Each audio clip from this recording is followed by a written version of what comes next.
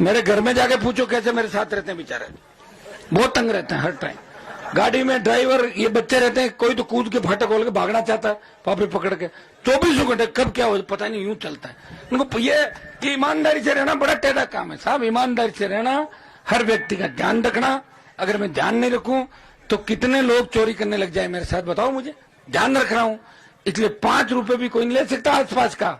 हाँ, रोटी कोई गलती से खा ले तो वो बता देता, साहब आज फलाना जगह मैं रोटी जरूर खाई, ध्यान रखी बापड़ माफ कर दीजिए, रोटी तो खाई लेते नहीं, तभी तो ईमानदारी चलेगी, नहीं तो ईमानदारी नहीं रहेगी भाई। अगर मैं छूट दे दूंगा ना तो ये तो पैसा किसको प्यारा नहीं होता बताओ मुझे, पैसा तो सबको प्यारा होता है।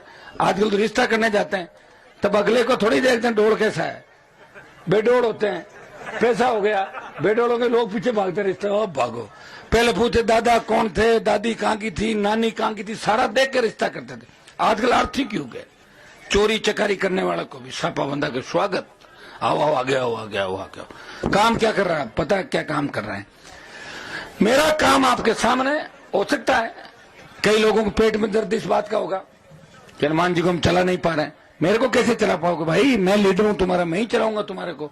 नेता चलाता है, नेता ही तो चलाता है लोगों को, और अगर मुझे नेता मानते हो तो अपने आप में कामयाब कर दूंगा, और मन में खोट है तो अपने आप चले जाओगे, मुझे चलाने की आवश्यकता ही नहीं है। ये स्थितियां कई बार सामने आती है, फिर भी आप जानते हैं कि बड़ा मन रख के मैं हमेशा एक ही चीज याद रखता हूं कि बुरे दिनों में जिन लोगों ने मेरी मदद की उनका मैं नुकसान कभी नहीं करता, और चला के चुनौती चैलेंज लगातार लंबे लंबी बात करता ही रहे तो अपना आप ही हो जाता, मुझे करने की जरूरत नहीं। ये ईश्वर की मेरे पर कृपा है, ये ईश्वर की कृपा है कि हनुमान जी की बात लगातार लंबे समय तक बिना फालतू की कोई करे तो अपना आप ही काम हो जाएगा। देखिए, जनता का मन जीतना, जनता में ईश्वर है, और जनता जिसके साथ है मतलब भगवान की कृपा उसके ऊपर है, और भगवान की कृपा मेरे ऊपर है। इसलिए आप 5-4 घंटे से इंतजार कर रहे हो, और आपने 10-10 घंटे मेरा इंतजार भी किया। मैं विश्वास दिलाता हूं कि जितने भी बचे हुए काम हैं उनको हम लगातार पूरे करवाते रहेंगे। कोई कामों की एफएस नहीं निकली, किसकी और नहीं निकली, वो मैं पूरी निकलवा दूंगा, आप चिंता नहीं करें। और 2-3-4 और आपके प्रमुख मामले जो सरपंच लोग बैठे हैं इनके मन में जो है वो एआरओ है, थोड़ी सी दिक्कत आ रही थी, मैं करवा के उसको भी रवानगी आजकल में मैं करवा दूंगा। आप निश्चिंत रहें, जो काम मेरे हाथ से हो गया वो तो पूरा ही होगा, आधा अधूरा काम कभी नहीं हुआ। मैं जवानों को कहना चाहूंगा, अगर कोई काम गलती से रह भी गया चिंता नहीं करें, काम हमेशा आपके होते रहेंगे।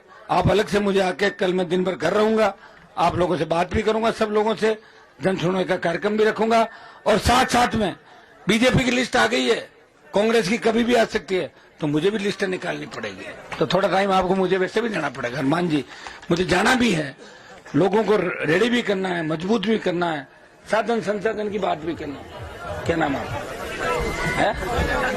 क्या इधर बोलो, क्या नाम है? परवीन। पापा का रामलाल जी।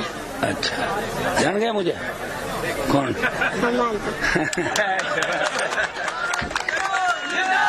तो दिल्ली से आज टेलीफोन आया था कि दिल्ली की कुछ सड़कें भी कंप्यूटर खराब होने की वजह से और निकल रही है, गड़बड़ फिर हो जाएगी। बेचारे मेरे दुख से भागे और वहां से और निकल के फिर कहां जाएंगे ये तो बताओ।